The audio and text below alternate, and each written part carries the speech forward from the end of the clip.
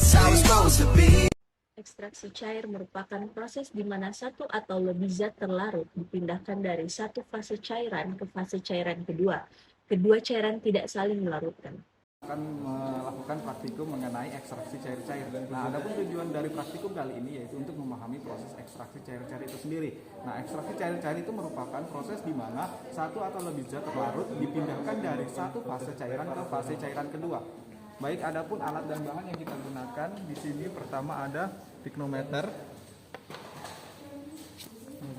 Kemudian di sini ada corong pisah satu buah, ada labu ukur 250 ml, kemudian ada Erlenmeyer 250 ml 3 buah, kemudian ada gelas ukur 100 ml, kemudian ada bulb dan ada buret 50 ini. Tapi di sini kita tidak menggunakan buret karena kita di sini menghitung masanya.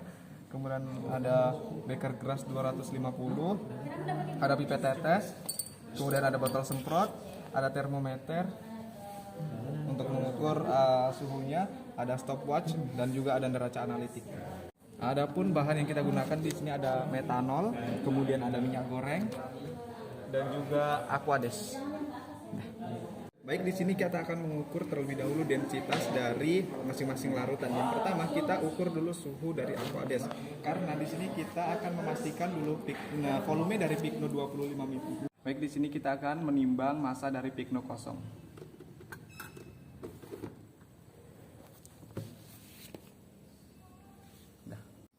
Baik, saya akan mereview tentang penggunaan piknometer yang ada pada video tersebut. Menurut saya, penggunaannya sudah benar dan sesuai dengan SOP. Mengapa? Karena mereka sudah memastikan bahwa tidak ada gelembung pada piknometer dan memastikan bahwa alat piknometer tersebut telah kering pada saat mereka ingin melakukan penimbangan. Benar yang dikatakan Devani. Penggunaan piknometer pada video tersebut sudah benar. Mereka memastikan tidak ada gelembung yang terperangkap dalam piknometer. Karena gelembung udara membentuk cekungan pada larutan sehingga dapat mempengaruhi intensitas cahaya yang terpolarisasi. Akibatnya berpengaruh pada besarnya sudut putar suatu sampel. Baik, langkah selanjutnya yaitu kita mengukur minyak goreng sebanyak 100 ml dan juga metanol sebanyak 100 ml. Pada video tersebut terbentuk dua lapisan antara minyak dan metanol. Hal ini disebabkan karena adanya perbedaan berat jenis antara kedua larutan tersebut, di mana minyak memiliki berat jenis lebih berat dibandingkan dengan metanol, sehingga terbentuk dua lapisan. Baik, selanjutnya kita akan mengekstraksi kedua larutan ini dengan cara mengocoknya selama 30 menit.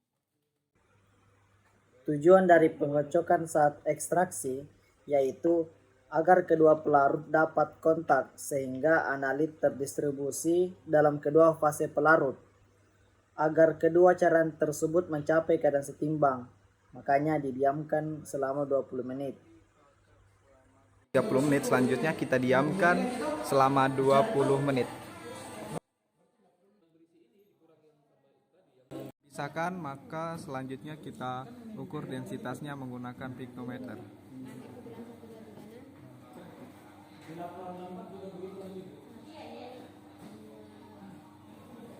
Jadi langkah selanjutnya yaitu melipat kertas saring lalu memasukkannya ke dalam cawan yang telah ditimbang.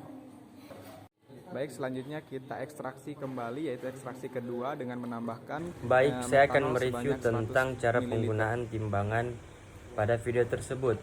Pada video tersebut, mereka menimbang piknometer tetapi belum memastikan bahwa gelembung yang ada pada timbangan tidak tepat pada di tengah.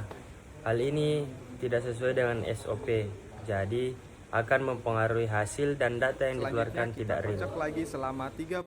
Baik, di sini saya akan mereview cara penggunaan corong pisah dari video tersebut. Di video tersebut itu tidak sesuai SOP. Mengapa?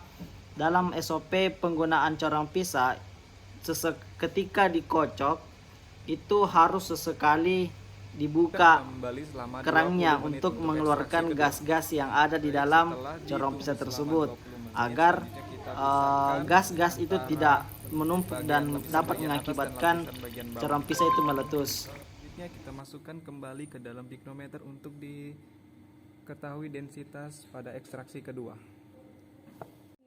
Oke, selanjutnya kita timbang hasil ekstraksi kedua. Selanjutnya kita campurkan kembali 100 ml metanol ke dalam labu pemisah untuk ekstraksi ketiga atau yang terakhir. Selanjutnya dikocok kembali selama 30 menit. Hasil ekstraksi diendapkan selama 20 menit. Oke, selanjutnya kita ukur densitas hasil ekstraksi yang ketiga.